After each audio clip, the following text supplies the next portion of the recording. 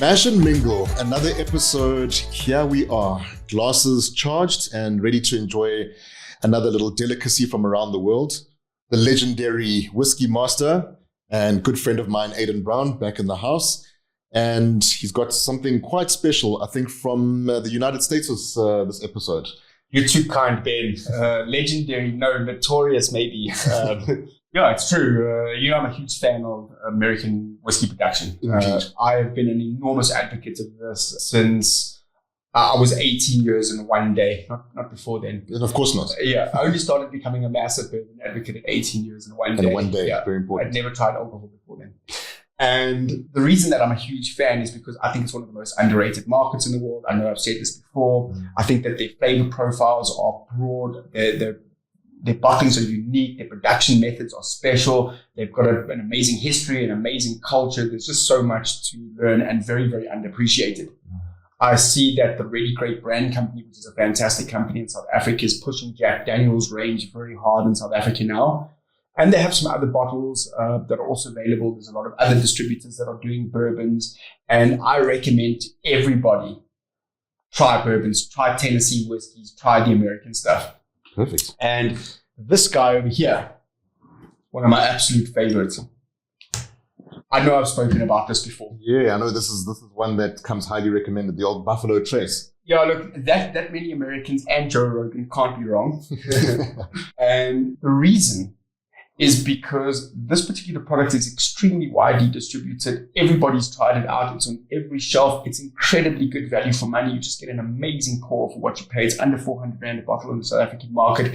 I paid 320 recently for this particular one. I've seen them at Macro at 350. Just amazing.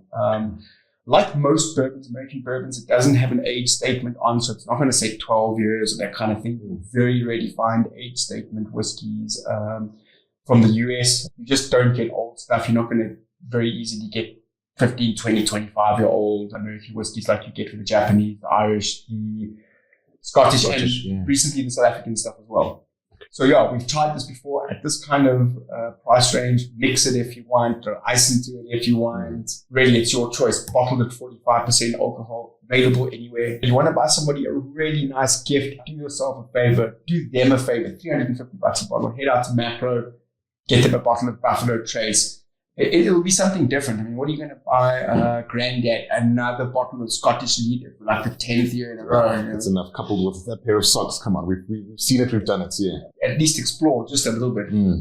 Okay, so we aren't looking at the Buffalo Trace today, but something else that does carry some sort of animal emblem and mark to it. What do you have up your sleeve there? This is just an opportunity to kind of highlight something from the American industry just a little bit. This is actually, believe it or not, Buffalo Trace's big brother. It's called Eagle Rare because I've got to make it like America, you know. 100%, yeah. Star Spangled Banner and all. Like when you open the top of the bottle, it actually starts playing Star Spangled Banner. Yeah. And if you finish the whole bottle, that's what you'll be hearing in your ears for a week. Completely.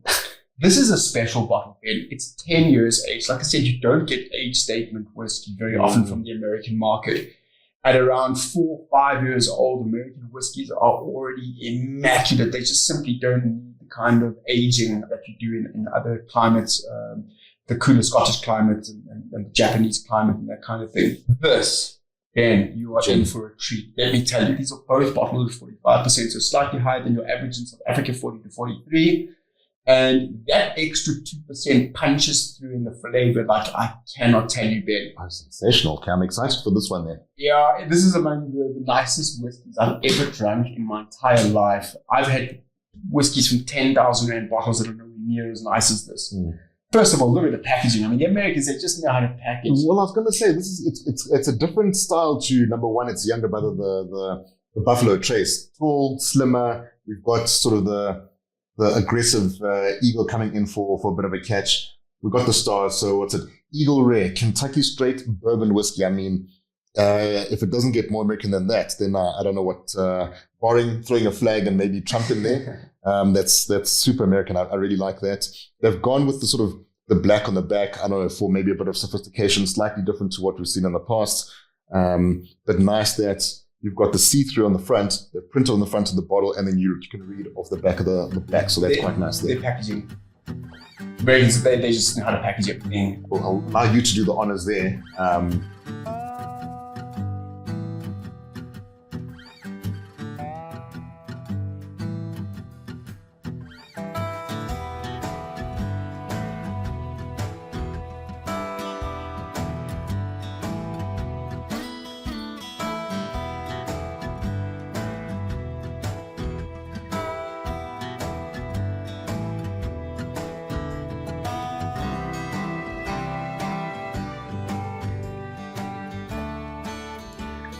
Oh, wow, right off the bat. I mean, that is just completely different. Like, there we go. Okay, so we're into the big leagues now. We're into the rarities of the world. I mean, the flavor profile and the smell right off the bat, completely different to anything you've ever had from Japan, anything you've ever had from South Africa, the Irish market. It's completely different to just about everything else out there. A Tennessee whiskey or a bourbon like this, just truly unique, Ben. Maple syrup right off the nose. I was going to say there's a sweetness that's coming through there, but I can't pick what it is. Okay, so it's the maple syrup that's... You get that classic bourbon vanilla coming through. And I get baking mix, fruitcake baking mix. It's hyper-specific and sounds like a Sunday morning, but I'm going to go with it. Around Christmas time, yes. You have fruitcake, you have Christmas cake. You do. Yes. And what is in it? It's a little bit of spices, a little bit of mixed spices, a little bit of cinnamon, some raisin. It's got a little bit of... deeper palate to it. And once you pass that hit of initial maple sweetiness, you start to pick up those mixed spices. It's deep. This one's got deep notes, smelling notes. I'm going to have to get into it because it smells like my second drink, if you ask me.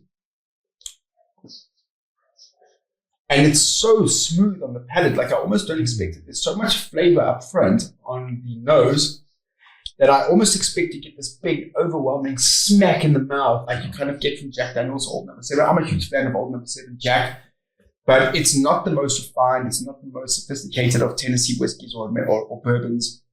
And with this, it has that full flavor profile without that nasty edge. I don't know how they do it, frankly. No, they've got something right there.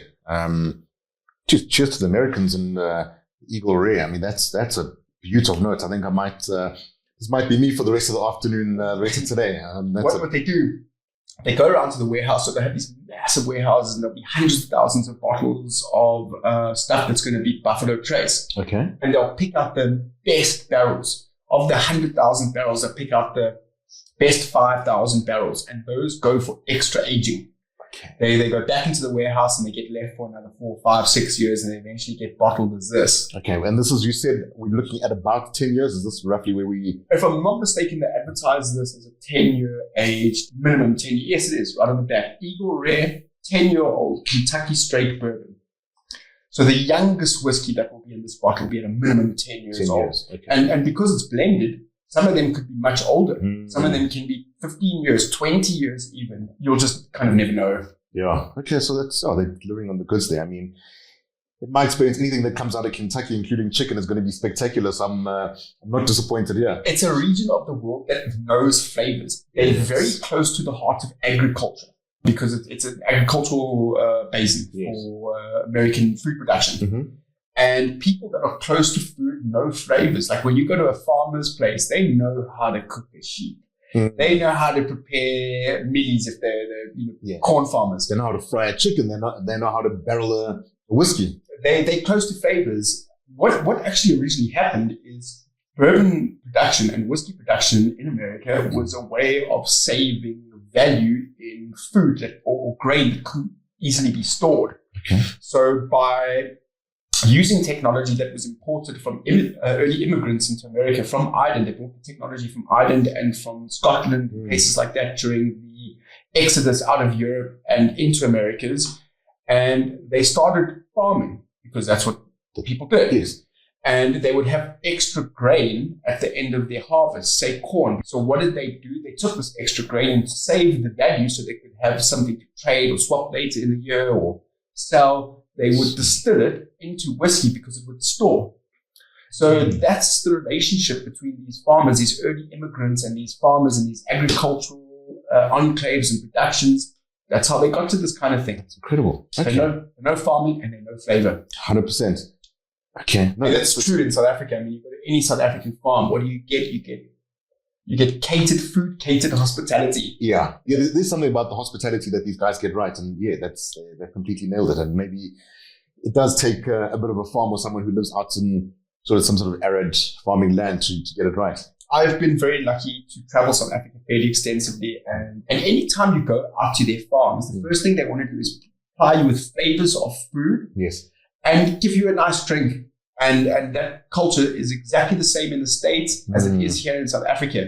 First time you go to a farmer's house, what are they going to do? Give you something to eat, put something in your hand. It's that classic South African hospitality. Fantastic. No, good job. I'm incredibly chuffed with this. I might need a refill a bit later. But yeah, thank you for sharing this little rarity and delight. Oh, Ben, not a better guy on the planet to share it with. Okay. Cheers to you, man. Thank you, man. Thank you. Do yourself a favor. Go to some of the better bottle stores in South Africa.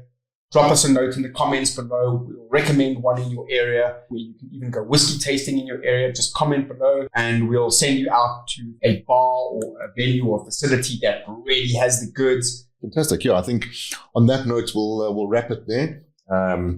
Cheers to everyone who tunes in and enjoys our show and our offerings. Again, please make sure that you're consuming alcohol in a safe space, in a safe manner. If you are driving or traveling, make sure that you are using some manner of transport that gets you home safely. And we'll see you again very soon for another episode of Mash and Mingle. Thank you for joining us. Please like, subscribe, and share to be part of our giveaways in the next couple of weeks. We will be randomly selecting subscribers and people that like and share to enjoy a bottle of something with us. We'll be post-netting it straight to you.